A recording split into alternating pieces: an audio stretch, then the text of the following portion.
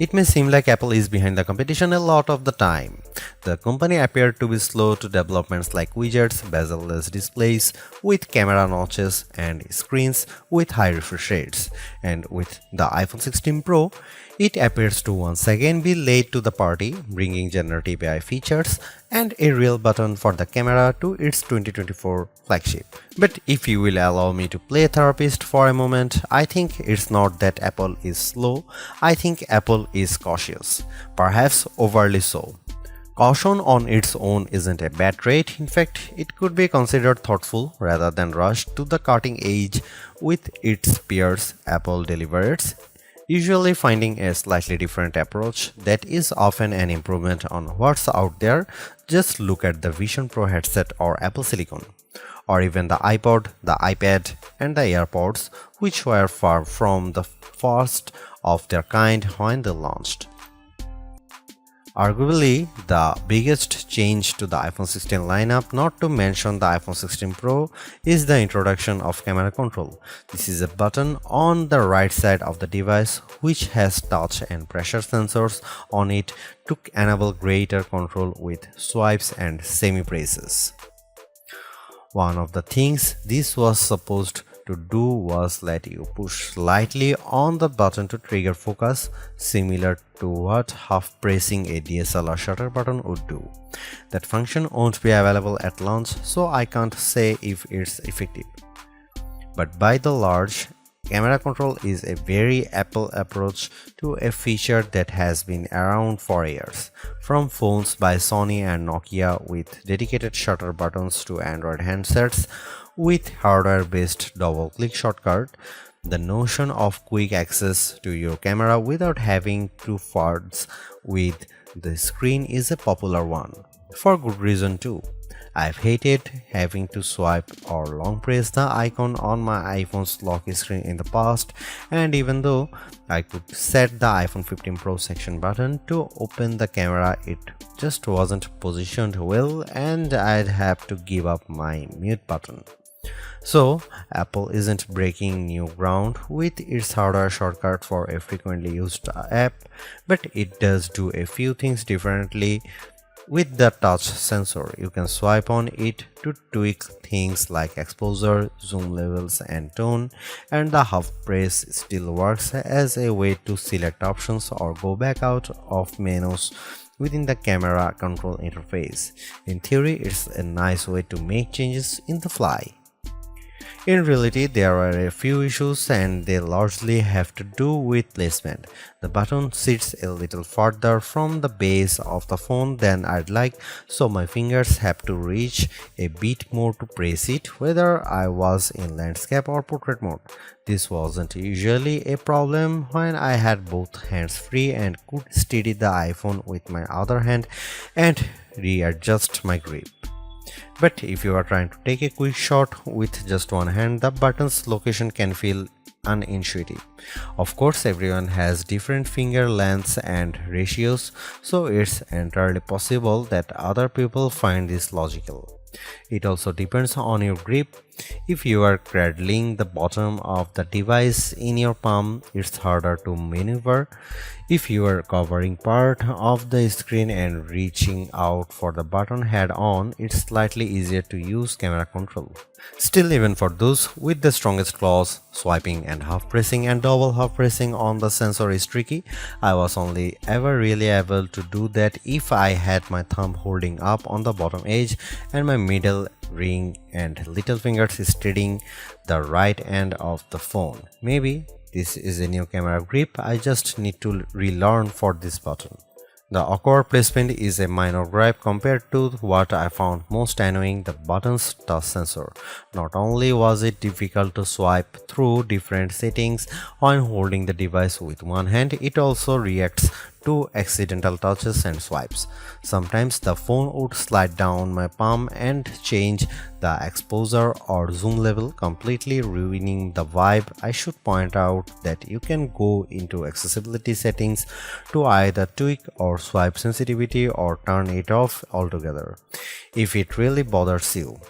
Honestly, if you are planning on making adjustments with camera control, it's best to have time, patience, and both hands free. In those situations, I had a lot of fun editing settings and watching them by reflected in the viewfinder in real time. I also liked zooming in and out of subjects, decomposing a shot and tweaking exposure till I liked what I saw before then pushing down to snap the picture. I especially loved this while recording video since it makes slowly zooming in or out of a subject smoother than using the on-screen slider. Even if you are not a glutton for buttons, there are still some camera updates that might intrigue you. This year's flagships sport what Apple calls a 48 megapixel fusion camera, which has a faster quad pixel sensor. This enables what the company describes as zero shutter lag, which is wording it has used repeatedly over the years. In this case, it's referring to how quickly the camera will capture a shot after you press the shutter button. I will admit I was initially confused by this update in part because it requires relearning some behaviors I had adopted to mitigate the shortfalls of older cameras. Basically, the iPhone 16 Pro's cameras are now so fast that when I asked someone to throw something so I could capture it in motion to see how still the images were, my shots ended up being of the person holding the object. Our video producer and I were very confused, and it wasn't until the zero shutter lag concept was explained clearer to me that I got it. I had become used to pressing the shutter early since cameras, in my experience, would be fractions of a second slow. Apple has become so fast that it actually captured the literal moment I tapped the button instead of the split second after when the object was in mid-air. Depending on your mood, the new photographic styles can be fun or serious. Apple's tweaked the built-in camera filters to not only offer more options but give you greater control. Due to how the company has refined its processing each year, there is also an improved depth map captured when it detects a face in the scene. This, combined with a greater focus on color science around skin tone, has led to what might be my favorite new iPhone 16 feature. Whether I shot them in portrait mode or not, photos of people what I took using the iPhone 16 Pro were a dream to edit. Simply switching between the standard, natural, luminous, quiet or ethereal styles already resulted in improvements to be colors and shadows, but I could also tap on each thumbnail to across the new editing touchpad and drag a dot around. This let me more precisely tweak the hues and contrast levels, and an additional slider will let me adjust how warm the image was.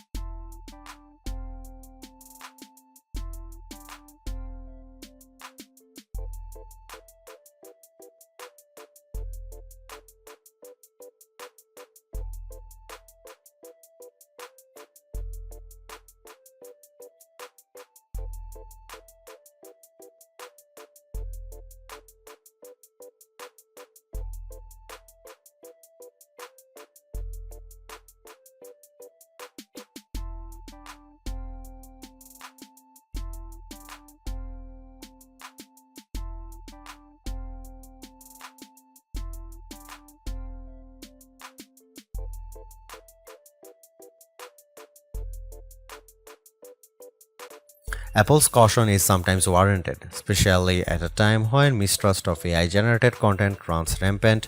The company taking its time to get Apple Intelligence right is understandable, but its deliberation doesn't always lead to winners. While I appreciate the attempt to differentiate camera control with the touch sensor for more versatility, I am not yet convinced on its usefulness.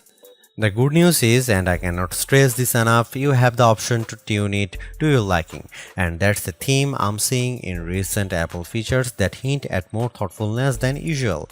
If you don't like something, or if something isn't right for your needs, you can adjust or disable it.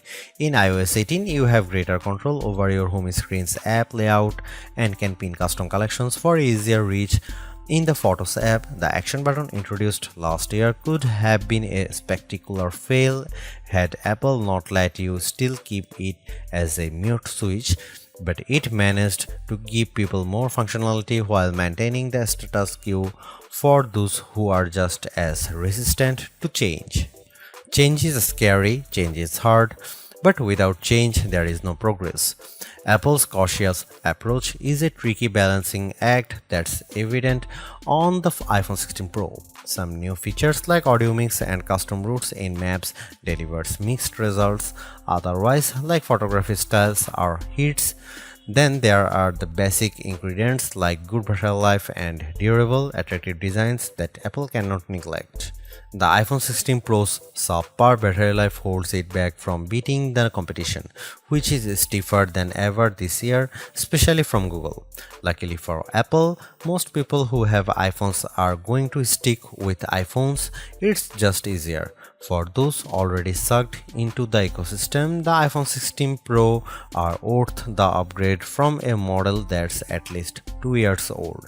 If you already have an iPhone 15 Pro, for the sake of our planet and your wallet, you might prefer to hold off on upgrading, especially since this year's devices aren't that much different.